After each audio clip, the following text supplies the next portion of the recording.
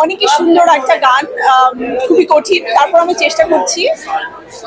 এ আমার কি হলো, পাগল পাগল লাগে, লা লা লা লা লা লা লা লা লা লা লা। আই থিঙ্ক আমি যখন মুভিটা দেখবো তখন গানটা আমার পুরোপুরি মেমোরাইজ হয়ে যাবে। টিজার দেখেছি, মুভিটার প্রথম থেকেই মানে কোনো না কোনোভাবে আসলে সম্পৃক্ত ছিলাম, যেহেতু টাইগার মিডিয়ার সাথে আমার রেগুলার কাজ করা হয়।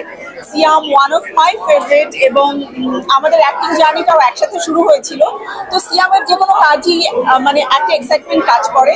আর জঙ্গলি মুভির পোস্টার দেখার পর থেকে আসলে এটার প্রতি অন্যরকম একটা আগ্রহ ছিল।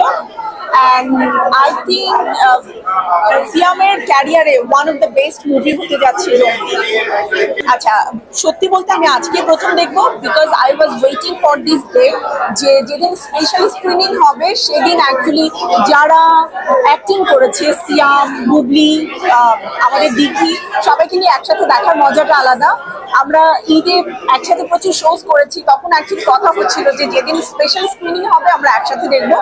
তো আজকে প্রথম আমি দেখছি, এবং আই থিঙ্ক এটা অন্যরকম একটা এক্সপিরিয়েন্স হতে যাচ্ছে।